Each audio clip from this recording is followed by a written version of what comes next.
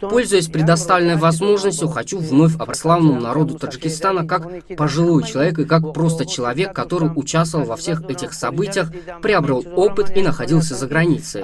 Я как человек рассказываю не о том, что услышал, я говорю то, что видел сам. Поэтому я призываю славных людей Таджикистана, чтобы они контролировали своих детей, чтобы те не выезжали в Исламскую Республику Иран на учебу или работу.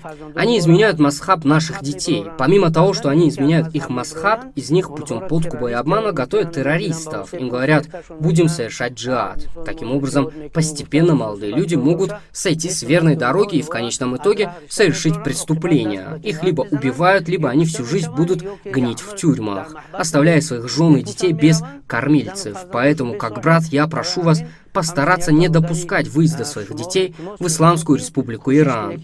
Почему я все больше и больше настаиваю, чтобы вы не допускали выезда своих детей в Исламскую Республику Иран? Потому что каждый, кто выезжает в Исламскую Республику Иран, независимо от того, является он нахзатовцем или нет, его отправляют в специальные исламские школы, организованные для таджиков. Руководителями всех учебных центров являются сотрудники органов безопасности Исламской Республики Иран. И они всегда стараются постепенно обратить поступивших туда детей таджиков в шиитскую веру, любыми способами, включая подкуп и другие средства пропаганды. У молодых людей, которые управляют к ним интерес, улучшается материальное положение, для них создают хорошие условия. А тем, которые не проявляют к ним интереса, занижают оценки и исключают из школы. Они специально создают такие условия, чтобы молодые парни оказались в затруднительном положении.